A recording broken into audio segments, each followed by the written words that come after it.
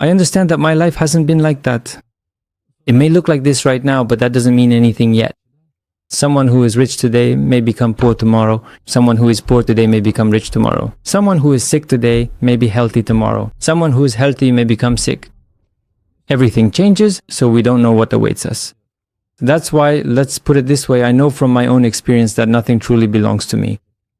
I don't cling to this body, to money that comes and goes, to people, to ideas, and so on. In other words, I'm simply, internally, always free from all that. And when this appeared 2 years ago, I realized then that it doesn't even satisfy me. I used to think that once I achieved all of this, I've told this story before, that all my life I wanted to reach these things. But when I finally did, I realized it didn't satisfy me. All my life I thought that if I had more money, then everything would be great, I'd be happy, and I'd find that peace. Or maybe, I don't know, my relationships would get better, or maybe my house would be nicer, or I'd become more popular. So I just kept increasing and increasing and increasing. Maybe I need even more, maybe even more and more and more. Like I said, I got to the point where I had an audience of 25 million and already, I don't know, billions of views. I live by the sea in Dubai, and I drive any car I want. I just rent them, basically. Whatever car I want, I just take it, rent it, and drive it. And I'm still not satisfied. I just want a bigger house. I still want even more money. I realized that even all of this doesn't satisfy me. And then I realized that, as it turns out, I had been searching for something my whole life. My search was always connected to something material. And after achieving all these material things, I understand that none of them satisfy me. I admitted to myself that, in fact, I didn't even know what I was looking for. I associated what I was searching for with all of this, but after using and achieving all of it, I didn't find inner peace or satisfaction. I still felt a sense of incompleteness, which made me want to pursue new goals. In other words, it was about goals, but also about a feeling of inadequacy. If you feel whole, then you are perfect right now. So having a goal means that I will be perfect someday. And every time I achieve a goal, I realize that I haven't become perfect. Yes, it made me happy for a couple of days, but I already set a new goal for myself. Basically, I'm already running toward the next one. And so it goes on constantly, all the time. And during this period, well, like I said, it was 5,000 rubles at first, then 20,000, then... I realize now, my experience shows that I'm definitely looking in the wrong place.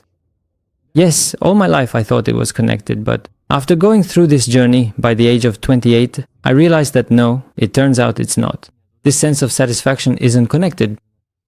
And wholeness and this inner freedom, they're not connected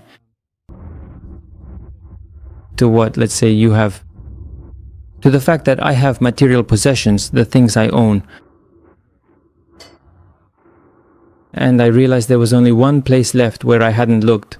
That's when I came across the books of Advaita Vedanta, Dzogchen, Ramana Maharshi, and Robert Adams. You'll be popular with... Yes, because I realized that there was something I didn't know about, that I was searching for something, and I understood that I didn't even know what I was looking for. I realized that there is a search, that I'm looking for something, searching for some kind of satisfaction. It was hidden. I thought it was connected to something material. I went through all the material things and realized that it wasn't about the material, but I'm searching for real satisfaction. That's when I came across these different works, different directions. Just by listening to them, even just listening, I could feel deep inside that there was something there. Like I was really drawn to it. And after listening to them enough, I realized that these are all pointers. That is, all these texts were pointing to the fact that I needed to sit down, to leave the whole world behind, leave everyone, stop listening to everything, and turn my gaze inward.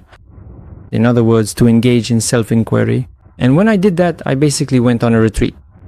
I just sat at home and that's it.